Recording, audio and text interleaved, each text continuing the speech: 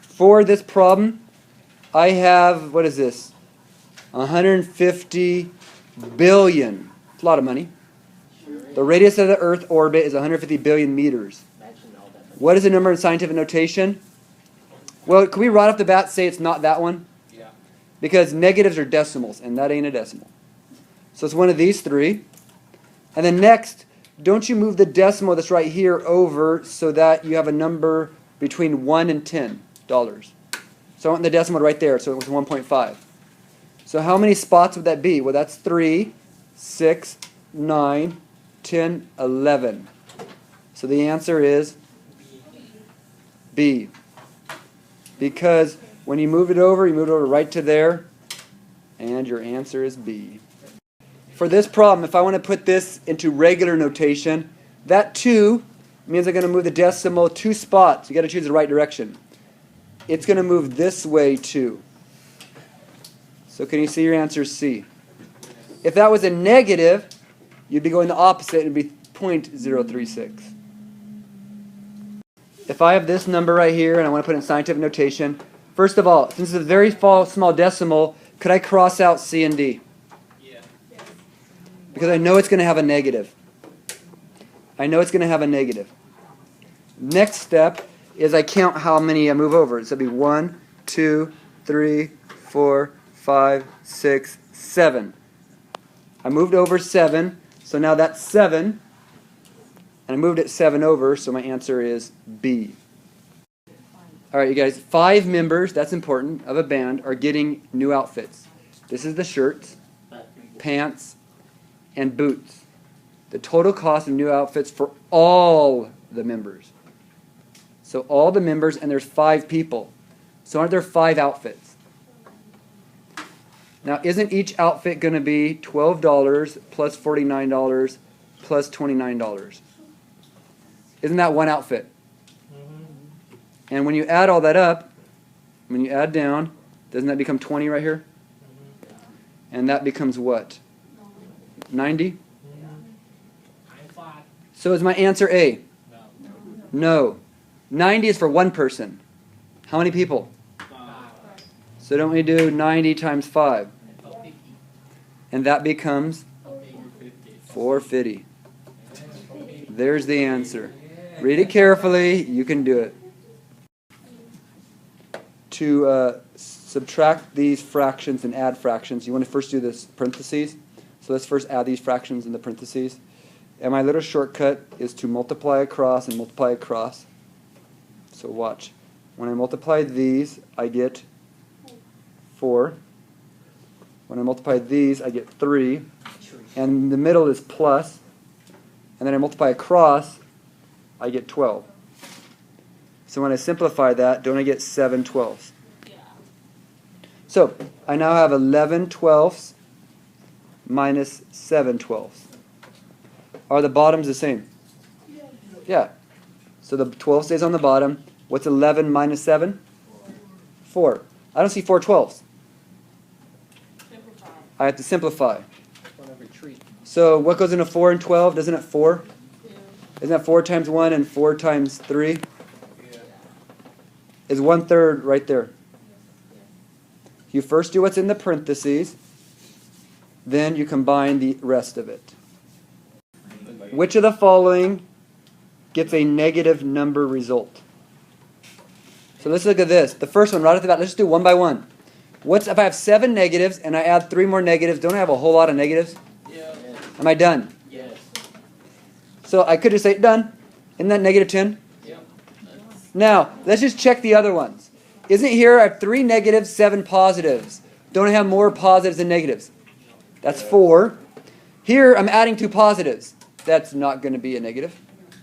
And here, you might think, oh, 3 and negative 7, doesn't it give me negative 4? But negative 4 and 11 now gives me a positive again. There are more positives than negatives down here. So in the end, A is it because there are more positives.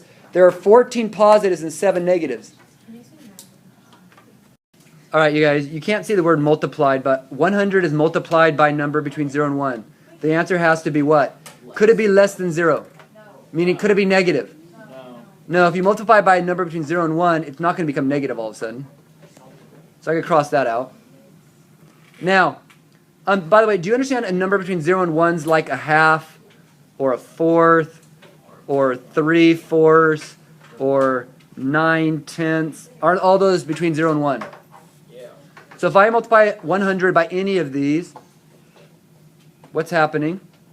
Well, are you going to get a number between 0 and 50? Yeah, but could you get something bigger than 50? Yeah. You actually could. So is it between 0 and 100? No. But you could get 50, couldn't you? Yeah. Well, couldn't you, if you multiply by half, you get 50. So the answer is D. Because both of these aren't possible, because you could get 50, you could get 25. You just can get, it would make any number between 0 and 100. John has 2/3 of a cup of oats per servings to make oatmeal. How many cups of oats does he need to make 6 servings? You have to understand 2/3 is less than a cup. So how could your answer be 9? If you have 6 that are less than a cup, your answer has to be one of these. So you, right off the bat, should be able to cross off 9. You have to think about what the problem's asking. Now, if it's saying I have 6 of these, doesn't 6 of something mean multiply? If I have 6 dozen cookies, isn't that 6 times 12? If I have 6 packs of soda, isn't that 6 times 36? So if I have 6 2/3, what I'm doing is I'm doing 6 times 2/3. Now, don't you put a 1 underneath? Yeah. And can't you multiply straight across? Yeah. 12 over 3, which reduces to 4. Right here, if I have 1/8 squared, what I would recommend doing is just writing this as 1/8 times 1/8. That's how I would do it. It means times itself. And when you multiply across, 1 times 1 is 1, and 8 times 8 is 64. There it is. Now you could also think of it as squaring the 1 and squaring the 8. 1 squared is 1, 8 squared is 64. You get the same answer. All right, Freya makes 4 out of her 5 free throws. Okay, 4 out of her 5 free throws in the basketball game. What is her free throw shooting percentage? Now, 4 out of 5, you have to first understand that means it's a fraction. Second of all, you want to divide it to get a percent. So it's 4, put some decimals, divided by 5. Bring the decimal right there. 4 divided by 5. And then 5 goes into 40 8 times. 8 times 5 is 40. Minus down, that's 0. So can I just put a 0 right there? Yes. And isn't that 80%? All right, you guys. Some students are attending a school. 180 of them. They attend school 180 out of 365 days. What part of the year do they attend? So this is an exact answer. So looking at this, you think about it as first as a fraction. I attended 180 out of 365. This person was absent a whole lot. Okay, or some students. Are there a lot of absences here? Now, if you look at this real quick. Isn't this about half of that? Yeah. Isn't it half 50%? Yeah. You don't even have to divide it. I wouldn't even divide. I would just look at it first, look at my answers, and go, oh yeah, that's about half. Okay, you wouldn't be 180%. It's not over. You don't have over 100%. Okay, you can just see by looking that it should be a half, and we're done. You do not need to do long division on this one. You guys, what number equals 3/8? Now, right off the bat, on a test, if you got 3 out of 8 right, did you fail? Yes. Now, do you understand this is kind of like a percent, 3 out of 8? So right off the bat, could I say this and this aren't answers? Yeah. When I got 3 out of 8, my answer should be one of these two. It should be a decimal. So that's the first thing you want to do. You want to look at it and see that it shouldn't be one of these two. So I can cross these out. And then what I do is I do 3 divided by 8. Okay. 8 goes into 30. Well, let's see. Is it 2 or 3 times? Which one of these? Is that, so you can look at the answers, you can look at it. Is it 2 or 3? Let's try 3, because I think it's 3. 3 times 8 is what? 24. You subtract, it's 6. Do I have to go any farther? Yes. Isn't that the only one with 3 on it? Yeah. Can I stop? I could stop, but let's keep going if you want. Do you think it's going to be 7? Is 8 times 7? Okay, that's going to be 56. Do you see how by looking at the answers, you can kind of slowly get it's this one without doing all the work? They give you ideas and hints. So the decimal point 375 is 3/8. All right, you guys. If I have 7/6 and I want to find the percent, it's simply 7 divided by 16. So we're going to take 7 and divide by 16. A lot of you will switch that around and put the 16 here and the 7 there. Just be careful. I put a decimal right there. Now I got to go 16 goes into 70. How many times? Well, if you look at these answers, don't I know my first number is going to be a 1, a 2, a 4, or a doesn't one of these numbers going to be right there? Yep. So could that give me a hint what numbers to try? So I got to try one of these numbers. 4. So some say it's 4. So let's try 4. 4 times 16. That's 24. So that's 64. Is that close to 70? Yes. Very close. So let's see what works. When you subtract down, that gives you 6. Correct? So we said that's 4, right? Could I stop? Yeah. I could stop because look at my answer. That's the only one with the 4, right? But if I didn't, if I wanted to keep going, could I put a 0 there and a 0 there and keep going? But I really don't have to. I can now tell 4, so it's C. I can tell it's C. Again, it's a shortcut. Now, another thing you might want to do, here's how I would think of it. If you know that 7 out of 16 is about 50%, do you guys know 8 out of 16 is exactly 50%? Yeah. Isn't this smaller than 50%? Yeah. Just by a hair. Just small, very, very, just a little bit less than 50%. Which one of these is a little bit less than 50%? C. Can you tell by logic that's the answer? All right, you guys, for this one, if last year was $4 and this year it's $5, what's the percent increase from last year? Now the key word is percent increase. And percent increase is the change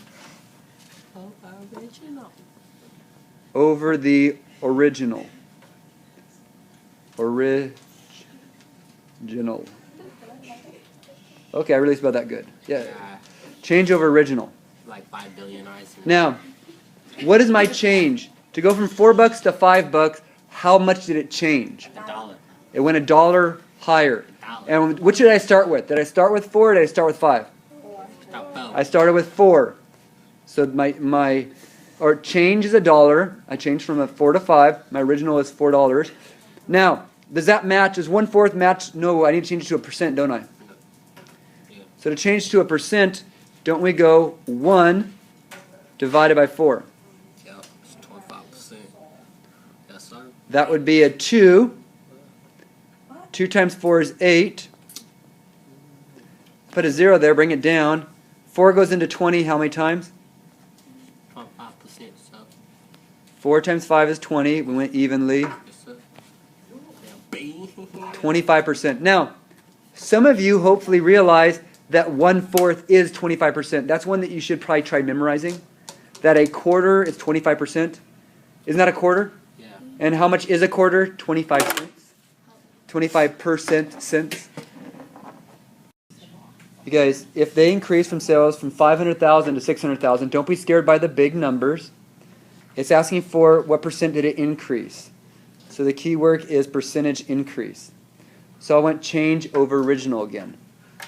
My change is 100,000 because I went from here to here. That's a $100,000 difference over a 500,000 beginning value. Now, hopefully, you guys noticed this thing right here. What does that give us? It gives us 1/5.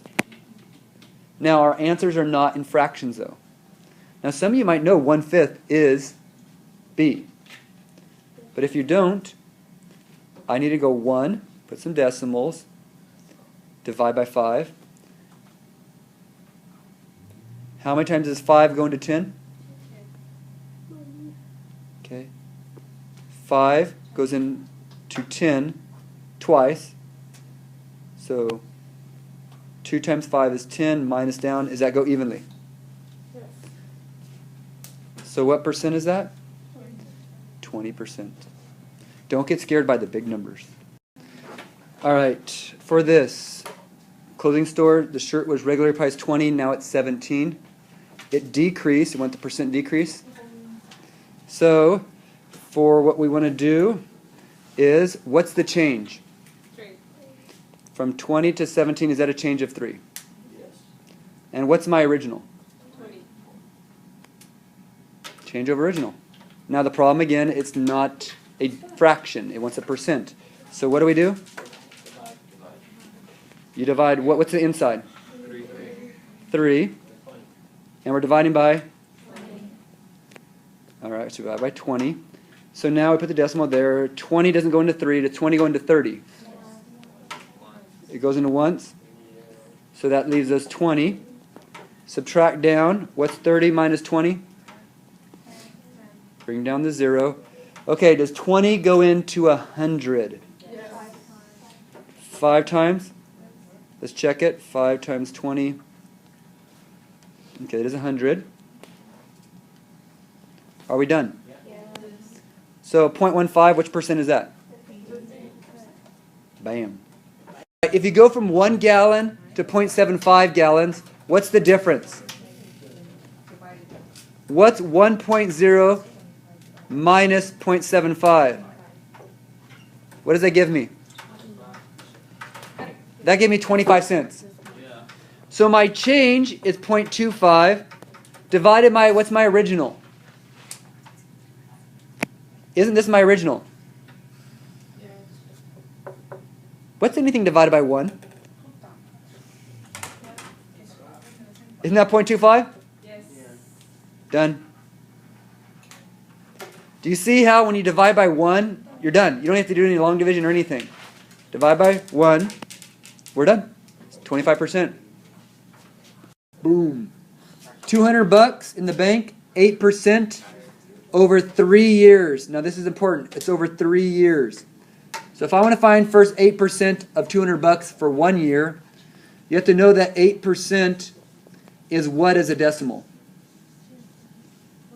0.08. So I'm now going to take $200 times 0.08. When I do that, that's 0.0016. Now don't I move my decimal twice? So what do I got? $16. Why am I going to cross that answer out though? Because isn't it 3 years? So don't I get $16 3 times? That'd be 1848. The answer is C. Don't forget about the 3 years. And if you want to find 8% of $200, you multiply. You guys, if we buy a pair of jeans, regular price this much, and you sale 25% off, I want the new price of the jeans. So let's write this as a decimal. What is it? 25% as a decimal is 0.25. And if I want to find 25% of this, you need to multiply. Now, do I really need this decimal right there? You know, I'm going to make it easy on myself. Could I just go 24 times 0.25 and make it easier? You guys like that better? Yes. Now, let's do that. 5 times 4 is 20. 5 times 2 is 10, plus 2 is 120, right? Okay, you could put a 0 or an X, whatever. And then we go 2 times 4 is 8. 2 times 2 is 4. When you add down, is that 600? So did I save $600 on my $24 item? Yeah. If you think so, yeah, you got issues. I did not save $600 on my $24 item. Don't we have to move the decimal over twice? Yeah. So, it's not 6 though. That's how much you saved. If it's a $24 item, don't you take $24 and subtract $6 off? When you do that, you get $18. You want what the price of it is. So you take the money you saved of $6 and subtract it from the $18. You guys, if I have a CD, regular sales for $80, what kind of CD is that? Unless like made out of something crazy or a whole bunch of songs on it. And it's on sale for 20% off. It should be off 80% off. But anyways, $80, 20% off. What's the sale price? So you first got to do is write 20% as a decimal. And you're going to multiply it by what? $80. And that will give me how much I saved. So 0 times 0 is 0. 0 times 8 is 0. Okay, 0. 2 times 0 is 0. 2 times 8 is 16. Move the decimal twice, so $16. So is my answer A? No, that's how much you saved. So isn't it $80, take away 16, and what do you get? Don't you get C? You got to be careful not to bite on this. Very often they have that there and make you think that's the answer. No, stop and think. That is not the price of it. That's how much you saved. Pretty good savings. Guys, if this girl, whatever her name is, bought a car for this much, sold it for 20%, 30% profit, 30%, how much did she sell her car for? Well, doesn't she have to sell it for more than this to make profit of 30%? So right off the bat, are those dumb? So I could guess between the next two. Yes, I'm recording. So now if I want 30%, could I write that as 0.3 instead of 0.30 times 4200? Well, that gave me 30% of 4,200. Yes, it should. So 3 times 0 is 0, 3 times 0 is 0, 3 times 2 is 6, 3 times 4 is 12. So did she make $12,600 profit? No. Do we have to move a decimal over? Yeah. So she made $1,260 profit. So that's right there, right? But that's not what, that's how much profit she made. It wants to know how much she sold the car for. So don't we have to go 4,200 plus 1,260? And what do you get? C. Because it's profit, you have to add it to it.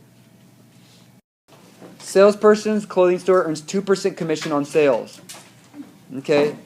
How much commission does she make, or he make, or whoever it is, on $300 of sales? So I'm going to take 2% of this. Now you got to be careful. 2% is 0.02 times 300. 2 times 0 is 0. 2 times 0 is 0. 2 times 3 is 6. How many places do I move to 0? 1, 2. So I move the decimal twice. It is $6. Am I done? Yes. Or am I supposed to add $6 to 300? No. No, the $6 is what she makes. She did not make very much money. Not a good job. She needs to sell more or get a new job. Yeah. Now, you guys, for this one, you got to be careful. 2 to the negative fourth. That doesn't mean, a lot of people go for A. They think that means, oh, 2 to the fourth, make it negative. No. Negative powers make it go to the bottom. So this becomes 1 over 2 to the fourth. So I could cross that one out. I know it's not negative, so I could cross that one out. It doesn't make a negative number. So which one of these here is 2 to the fourth? Now, 2 to the fourth means, isn't that 1 over 2 times 2 times 2 times 2?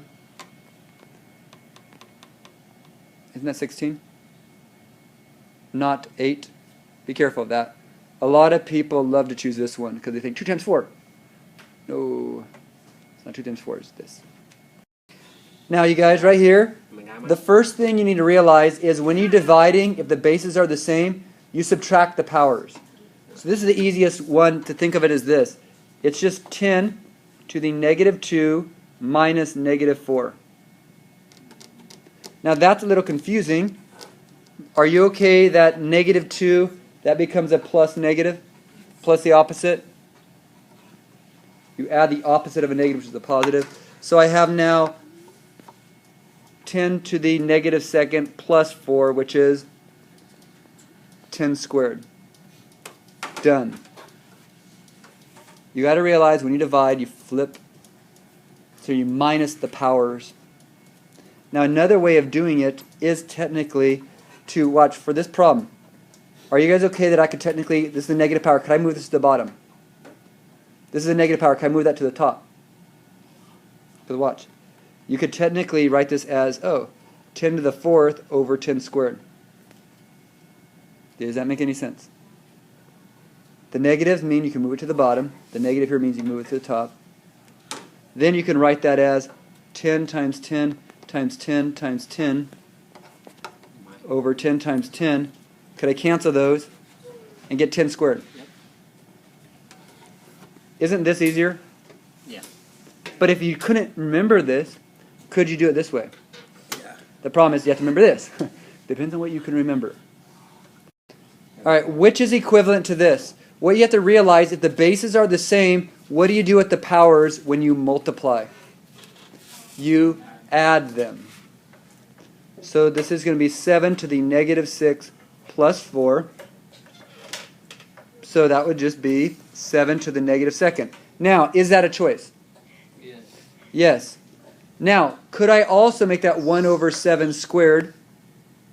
But I already have that answer, don't I? I might, if the answers were different, it might have made you go farther. You might have had to go to this, or, because that 1 over 49. You could keep going, but look at your answers. It doesn't need to. That's as far as it needs to go.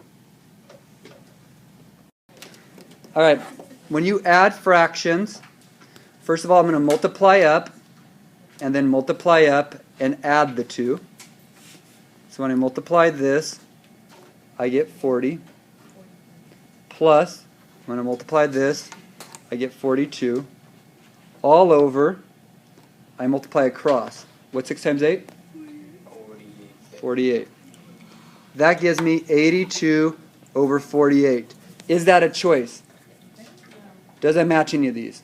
No. No. Now, my top number is bigger than my bottom number, correct? So could I technically cross off that one? Mm-hmm. Could I cross off that one? Could I cross off that one? Mm-hmm. Oh, there's my answer. You like that? You guys think about that. Isn't my top number bigger than my bottom number? So are all these backwards? Do I know my answer? Yeah. How you like that? Smart. How you like me now? Yes. Now, otherwise what you got to do is you got to reduce this. So hopefully you could realize this is 2 times 41 and this is 2 times 24. That cancels. Do you see the answer? That is another way of doing it. You could reduce, but how you like, I hope you like that kind of shortcut. If I want the lowest common denominator in factored form, what I got to do is I got to break down each of these denominators. To get 10, are you okay? That's 2 times 5. To get 15, are you okay? That's 3 times 5. Now, some of you might go straight up to C because you say, okay, there it is. There it all is. But do you see this keyword common? Do you see how the 5s are in common? You don't need the 5 twice. Your answer is B. For a common denominator, since the 5s are shared, you only need it once, but you still need the 2 and the 3. Keep that in mind. This is not the lowest common denominator. Okay, the key word here also is lowest. All right, we're looking for the lowest common denominator, so we do not need the 5 both times. It's not C, it's B. All right, when we subtract two fractions, you guys, hopefully you remember, you multiply up. 6 times 3 is 18. Minus, because that's a minus in between. We multiply up, that's 4. All over multiply across. 4 times 6 is 24. So 18 minus 4 is 14 out of 24. Is that one of my choices? No. So I got to reduce. So 14 out of 24. What goes into both those? Does 2. So that's 2 times 7 and 2 times 12. Does 7 12? Is that a choice? There we go. All right, when I have 3 to the 8th squared, first of all, if you know you take a power to a power, hopefully you know that you multiply those. So one way you could do this is just go 3 to the 8 times 2. So isn't that D? 8 times 2 is 16. Now, another way of doing it is to think right here, when you square something, that means times itself. So for some of you, you might want to write it this way.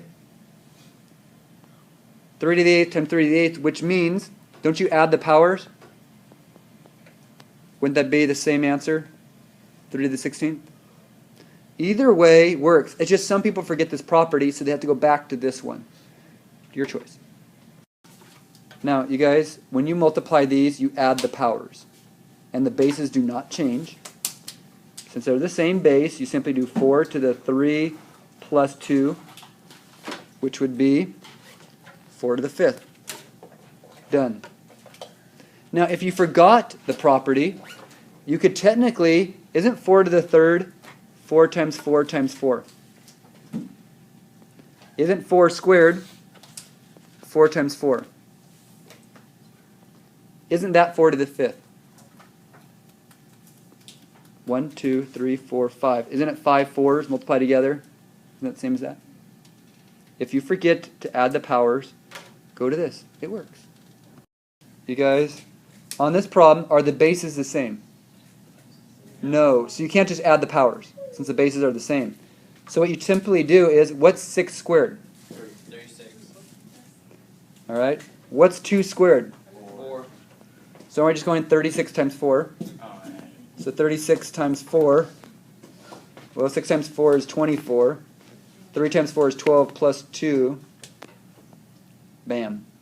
They're trying to confuse you and think you do something with the bases. I mean, you do something with the powers. They're trying to make you think it's something else.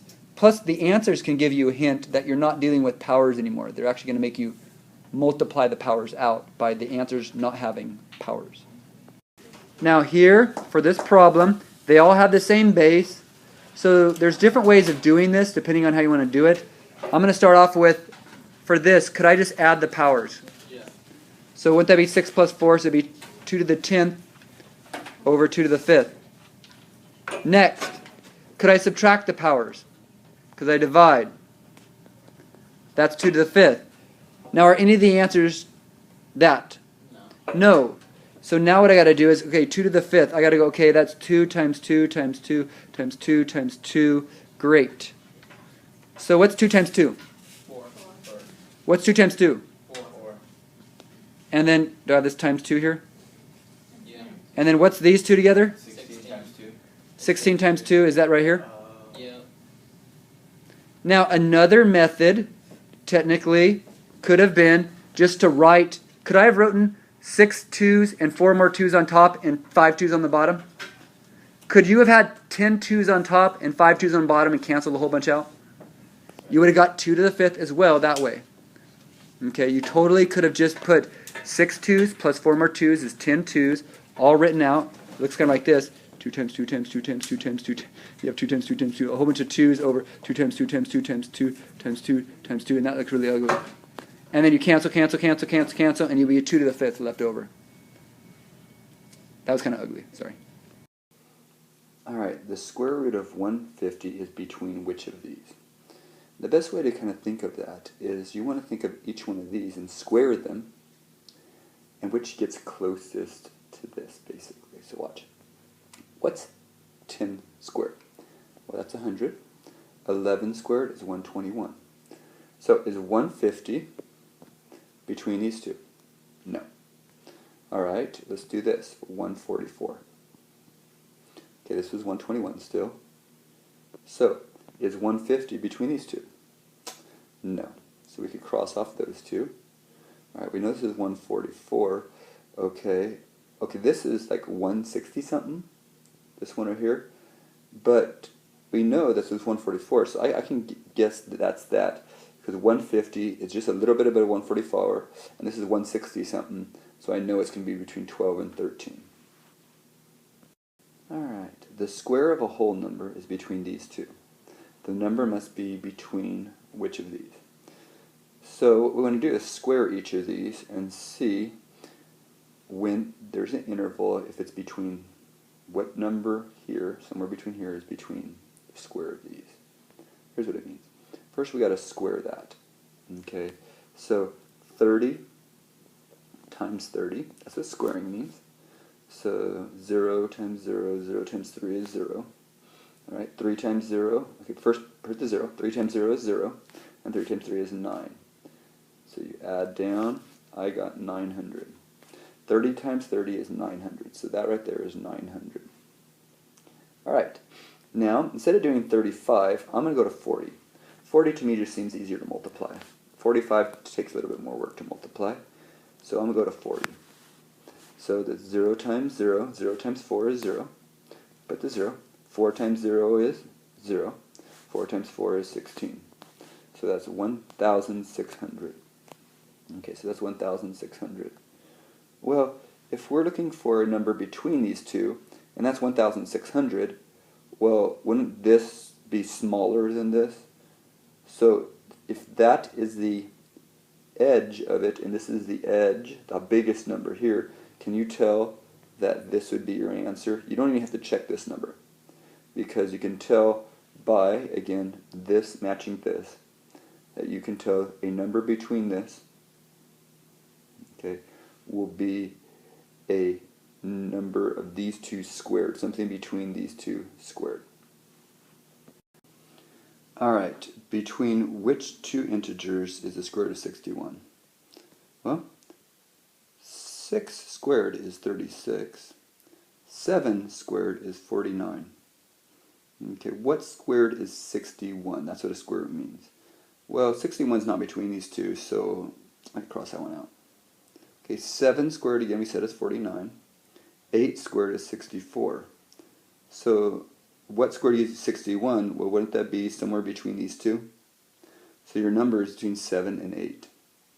Okay, the square root of 64 is a little bit bigger than that. So I know the number is 7 point something. So my answer would be B. Alright, the absolute value of what is 3? Well, the absolute value means basically make whatever's in here positive.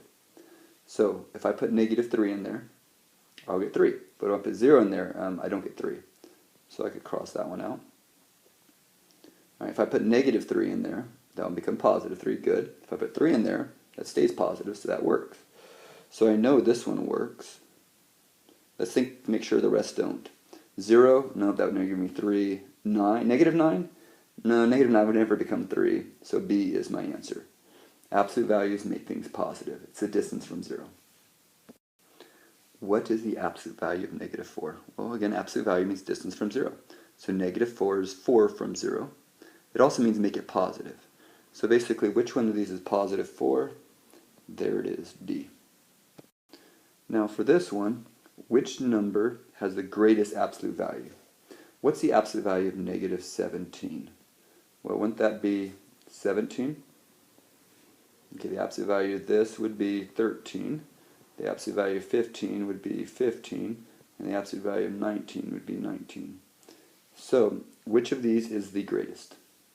Well, hopefully you can tell that 19 is the greatest absolute value. Now, what would be the smallest absolute value? If I was asking for smallest, it'd be that one, because that's the smallest number after your absolute value.